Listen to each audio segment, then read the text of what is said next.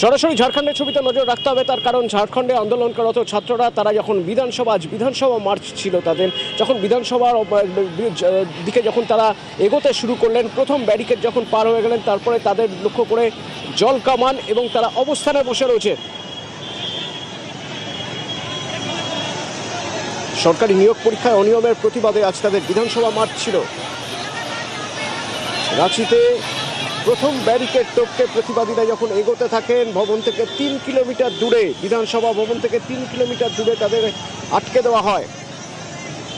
এখানেই আন্দোলনকারীদের সঙ্গে অনশনকারী দেবেন্দ্র মাহাতো, তিনিও অ্যাম্বুলেন্সে ছিলেন।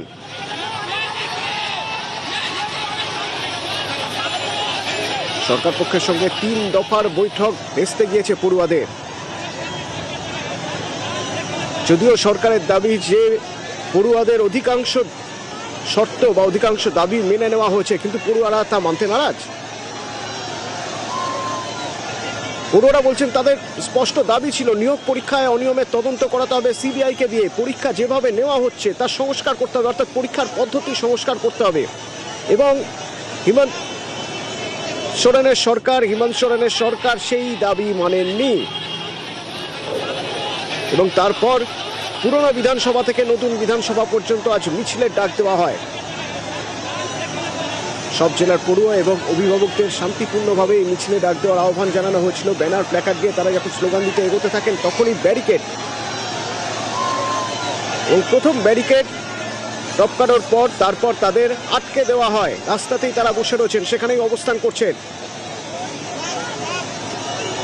বিধানসভার কমপ্লেক্স বা বিধানসভা ভবন থেকে 3 কিলোমিটার দূরে এখানে জগন্নাথ মন্দির, ঠিক এখানেই এদের আটকে দেওয়া হয়েছে এবং এরা এখানে বসে পড়েছেন।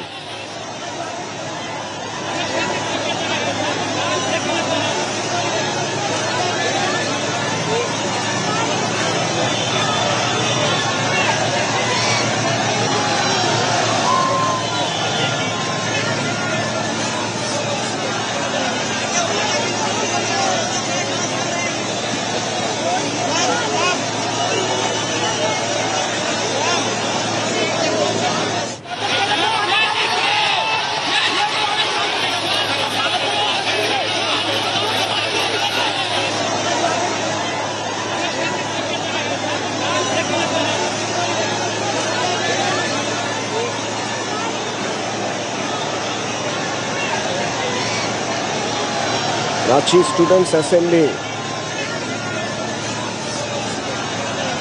তারা যখন আজ মার্চ শুরু করেন, তখন তাদের সঙ্গে দেবেন্দ্রনাথ মাহাতো ছিলেন। ओम प्रकाश झारखंड থেকে আমার সহকর্মী আমার সঙ্গে রয়েছেন। ओम प्रकाश, अभी क्या स्थिति है वहाँ पे? अब जो छात्र हैं वो आखिरी बैरियर को तोड़कर अब विधानसभा की तरफ बढ़ रहे हैं। तो छात्रों का जो प्रदर्शन है वो काफी अब बढ़ चला है। वहीं पर प्रशासन के द्वारा कोई भी बल प्रयोग नहीं किया जा पा रहा है, क्योंकि जो प्रशासन है वो पूरी तरह से मुस्तैद है। खासतौर से बात करें तो प्रशासन के द्वारा जो मुस्तैदी बरती गई थी, उन तमाम मुस्तैदियों को फेल करते हुए जो छात्र हैं वो विधानसभा की ओर बढ़ चले हैं। और अब आखिरी जो विधानसभा का गेट है, बस वहां से महज कुछ चंद मीटर की दूरी पर ही छात्र हैं। और पुलिस प्रशासन जो है वो कहीं ना कहीं कहा जाए तो मूक दर्शक बनी हुई है। लोगों को समझाने की छात्रों को कोशिश जरूर कर रही है, लेकिन हमें समझने में सुविधा ही होगी। ओम प्रकाश, अगर आप हमें बताएं कि अभी वो लोग कहाँ पे है, क्योंकि लास्ट जानकारी जो हमें मिल रहे थे वो 3 किलोमीटर दूर वहाँ पे जो जगन्नाथ टेम्पल है वहीं पे वो लोग धरने पे थे। जी बिल्कुल, जो भी छात्र धरने पर थे तमाम छात्र जो हैं वो विधानसभा की ओर कूच कर चुके हैं। और ये खासतौर से बात करें तो विधानसभा की रास्ते में पहुंचते हुए तमाम बैरिकेड को, करीब 7 से 8 बैरिकेडिंग थी, उन तमाम बैरिकेड को तोड़ते हुए अब आखिरी कहा जाए तो विधानसभा के गेट से चंद मीटर की दूरी पर जो छात्र हैं वो पहुंचे हुए हैं। और प्रशासन लगातार उन्हें समझाने की कोशिश कर रही है। अब तक कोई भी बल प्रयोग जो है वो प्रशासन के द्वारा नहीं किया गया है। छात्रों को समझाने की कोशिश की जा रही है, लेकिन जो छात्र हैं उनका कहना है कि पुलिस के द्वारा समझाने से वो नहीं मानेंगे। क्योंकि सरकार के द्वारा पूर्व में जिस तरह की जो सावधानियां बरतनी चाहिए थी परीक्षा को लेकर वो नहीं बरती गई, जिस कारण ये स्थिति उत्पन्न हुई है। और आज जो छात्र हैं वो अपनी मांगों को लेकर, अपनी तमाम चीजों को लेकर जो सरकार के समक्ष है वो प्रोटेस्ट करने के लिए विधानसभा घेराव के लिए काफी संख्या में, हजारों की संख्या में। ओम प्रकाश, हमें बताइए कि ये जब विधानसभा मार्च शुरू हुई थी तो यहाँ पे इन लोगों के साथ देवेंद्रनाथ महतो भी थे एम्बुलेंस में, जो फास्टिंग पे है उनका स्थिति क्या है?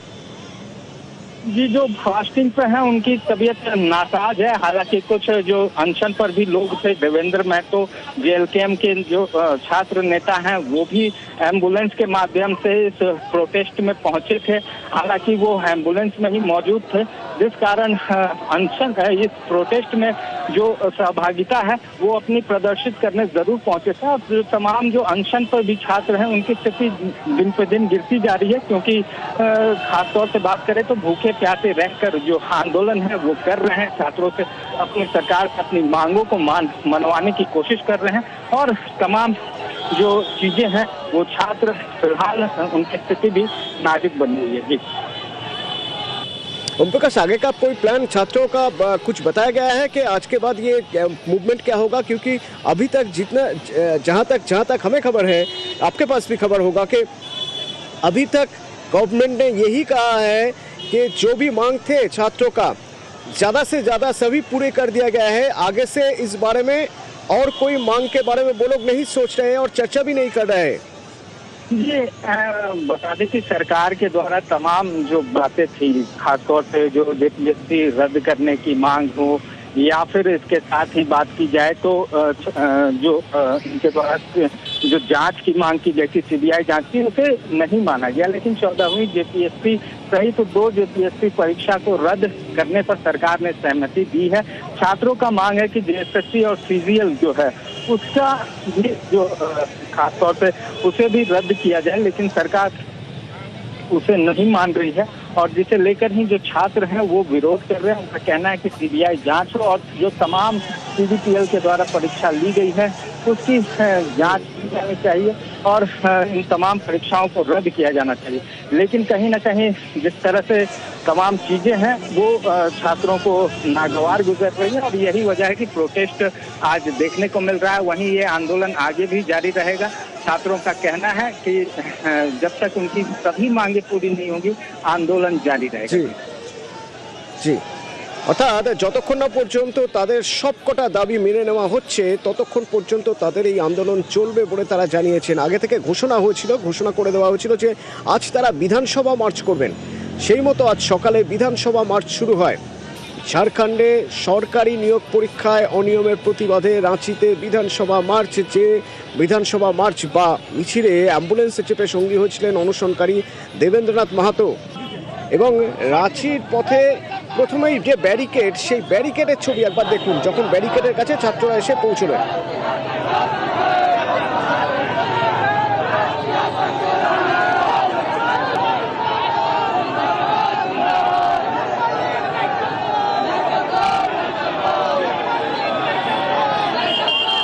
मेरे दिल में सबसे ज्यादा अगर दर्द हुआ, तकलीफ हुआ तो मेरा भूख हड़ताल से ज्यादा दर्द हुआ उस कांटेदार तार का जाली से। आज हेमंत जी का जन्मदिन है, जन्मदिन के मौके पर ऐसा तोहफा न दे जो जिससे खून बहे, जिससे अराजकता फैले। ये आवाज उन लाखों युवाओं का है जो अपने सपनों की तलाश किताबों में करते हैं। ये उनकी आवाज है जिनका भविष्य प्रतियोगी परीक्षा पर निर्भर है। न्याय मिलेगा क्योंकि कोई एक आदमी का आवाज नहीं है, ये लाखों युवाओं का आवाज है जिनका भविष्य प्रतियोगी परीक्षा पर निर्भर है। একটা সময় দেখা গেল ব্যারিকেড ধরে ঝাঁকাচ্ছেন ছাত্ররা এবং তাদের মধ্যে কয়েকজন ব্যারিকেড টপকে চলে এলেন। ধীরে ধীরে সবাই এই ব্যারিকেড টপকে পার হয়ে গেলেন, আরও এগিয়ে যাচ্ছেন বিধানসভার দিকে বা নতুন বিধানসভা ভবনের দিকে। সে সময় এবার জলকামান।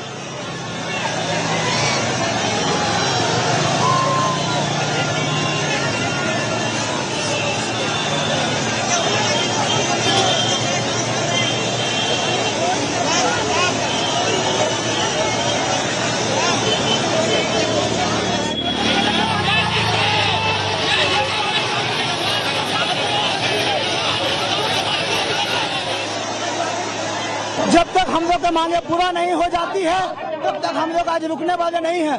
हमारा पहला मांग है JSSC CGL रद्द, मतलब रद्द, उसके बाद CBI जांच, फेयर एग्जाम होना चाहिए। यहाँ का छात्र और यहाँ की जनता अंधकार में है, ये ड्यू टू झारखंड के गवर्नमेंट के पॉलिसीज के कारण है और इसका जवाब आज छात्र शांति और नैतिकता के साथ आज सरकार से जवाब लेके रहेगी।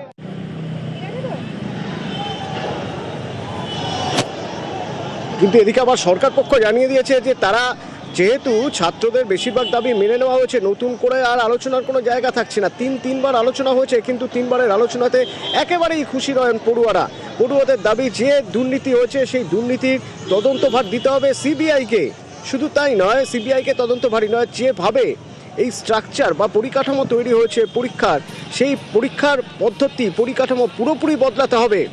কিন্তু সে বিষয়ে নাকি সরকারের তরফে কোনো রকম কোনো ইঙ্গিতে মেলেনি। তাই আজ তাদের এই বিধানসভা মার্চ পুরনো বিধানসভা ভবন থেকে নতুন বিধানসভা ভবন পর্যন্ত, যা প্রথমেই পুলিশ আটকে দিয়েছিল, কিন্তু ব্যারিকেড টপকে পড়ুয়ারা এরপরে এগিয়ে যান। এগিয়ে গিয়ে তারা এখন অবস্থানে রয়েছেন নতুন বিধানসভা ভবন থেকে কয়েক কিলোমিটার দূরত্ব, এবং সেখানে তারা অবস্থানে, কারণ সামনে জল কামান, এবং এখান থেকেই তারা পরবর্তী কর্মসূচি শুরু করবেন। তারা পিছু হটবেন না বলে জানিয়েছেন।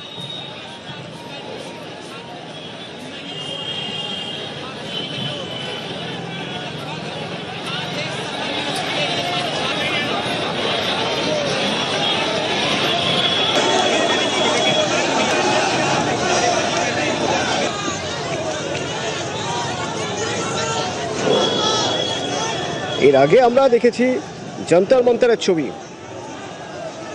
এবং সেখানে আমরা দেখেছি বিভিন্ন রাজনৈতিক ব্যক্তিত্বকে। কিন্তু ঝাড়খণ্ডে এখানে কোনো রাজনৈতিক ব্যক্তিত্ব দেখা যাচ্ছে না, না রাহুল গান্ধী না প্রিয়াঙ্কা গান্ধী। আমরা মহুয়া মৈত্রকেও তো দেখেছিলাম যন্তর মন্তরে। এদিকে মমতা বন্দ্যোপাধ্যায় তিনিও রাঁচি যাওয়ার কথা মুখে আনছেন, অথচ তিনি বলেছিলেন যন্তর মন্তরে তিনি যাবেন, তিনি যেতে চেয়েছিলেন। যদিও ততদিনে যখন তিনি যাওয়ার প্রস্তুতি নিচ্ছেন সে সময় যন্তর মন্তরে পড়ুয়াদের আন্দোলন থেমে যায়। এই যে আইএনডি জোট, এই আইএনডি জোট দেখা গিয়েছিল একের পর এক কেউ না কেউ তারা দিল্লিতে গিয়েছেন, যন্তর মন্তরে ধর্নায় গিয়েছেন, নিয়মিতভাবে থেকেছেন, কিন্তু রাঁচিতে না কেন? দিল্লি থেকে রাঁচির দূরত্ব অনেক, কিন্তু দূরত্ব কি এতটাই?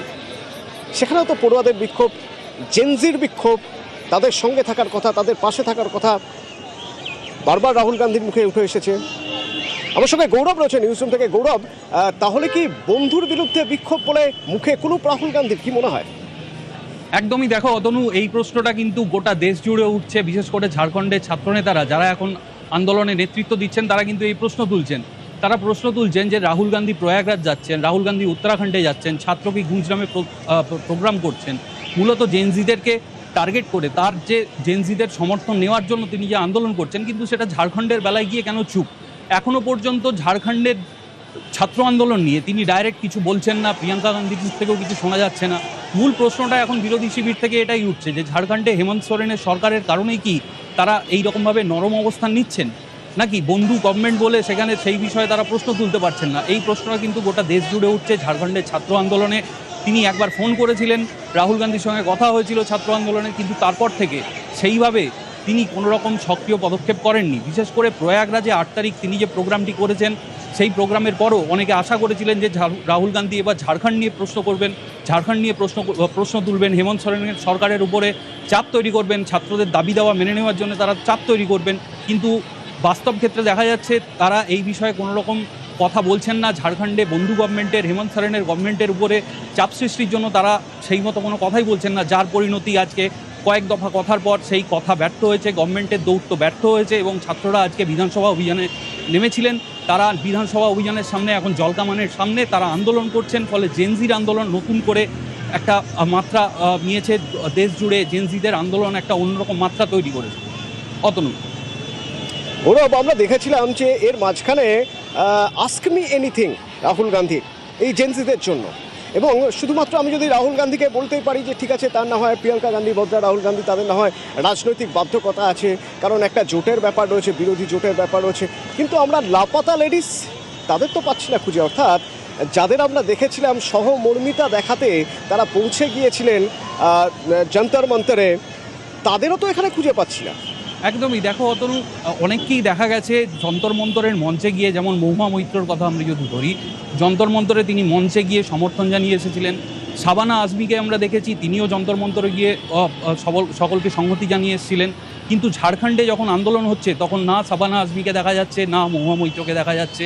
রিচা চাড্ডা, তার ক্ষেত্রেও একই প্রশ্ন উঠেছে, তিনিও অভিনেত্রী, তিনিও সরব ছিলেন দিল্লিতে যন্তর মন্তরে ছাত্র আন্দোলনের সময়, কিন্তু রাঁচির বেলায় তার সেরকমভাবে সক্রিয় ভূমিকায় দেখা যায়নি। সোনাক্ষী সিনহা, অভিনেত্রী সোনাক্ষী সিনহা, তৃণমূল সাংসদ শত্রুঘ্ন সিনহার মেয়ে, তিনিও জেনজির আন্দোলন নিয়ে, দিল্লিতে আন্দোলন নিয়ে প্রবল রকমভাবে সরব ছিলেন। তিনি যা সংক্ষিপ্ত 2 লাইনের একটা বক্তব্য রেখেছেন যে এখানে যেটা হচ্ছে সেটা আর কতদিন চলবে, কিন্তু মূল যে ব্যাপারটা যন্তর মন্তরের সময় শিক্ষামন্ত্রী, তৎকালীন শিক্ষামন্ত্রী ধর্মেন্দ্র প্রধানের ইস্তফার দাবিতে যেরকমভাবে চাপ সৃষ্টি করা হচ্ছিল, সেই রকম কোনো কনসিকুয়েন্স কিন্তু এই ঝাড়খণ্ডের বেলায় তৈরি হয়নি। ফলে এখানেই স্বাভাবিকভাবে প্রশ্ন উঠছে, রাজনৈতিক মহলে প্রশ্ন উঠছে যে প্রতিবাদ কি তাহলে সিলেক্টিভ?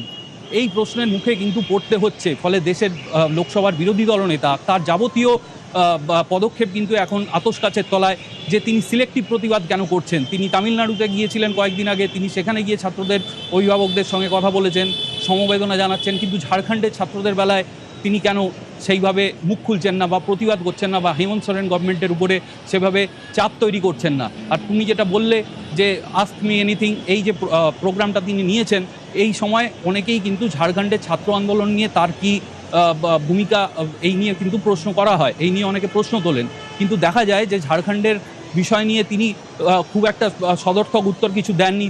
তিনি সমর্থন জানাচ্ছেন, কিন্তু গভর্নমেন্টের উপর চাপ তৈরির জন্য যে রাজনৈতিকভাবে বা যে অন্য বিভিন্ন চ্যানেল, ডুয়েল চ্যানেল দিয়ে যেভাবে কথা বলা যায়, সেই কথা কিন্তু এখনো পর্যন্ত প্রকাশ্যে জনসমক্ষে আসেনি, এরকম কোনো খবর কিন্তু প্রকাশ্যে আসেনি। ফলে স্বাভাবিকভাবেই রাহুল গান্ধী এবং তার গোটা ইন্ডি জোটের যারা অন্যান্য সহযোগী দলগুলি আছে, হ্যাঁ, তাদের কিন্তু সেই রকমভাবে সক্রিয় ভূমিকা দেখা যাচ্ছে না। যেমন মমতা বন্দ্যোপাধ্যায়ের ক্ষেত্রেও কিন্তু একই প্রশ্ন ওঠে, তারা সমর্থন জানাচ্ছেন, আবার সমর্থন জানিয়েও কোথাও একটা যেন এই প্রতিবাদটা গিয়ে নরম হয়ে যাচ্ছে, সুর নরম হয়ে যাচ্ছে। ঝাড়খণ্ডে বন্ধু গভর্নমেন্ট, হেমন্ত সোরেনের গভর্নমেন্ট বলেই কি এই পরিস্থিতি, সেই প্রশ্নই কিন্তু বারবার উঠছে। অতনু।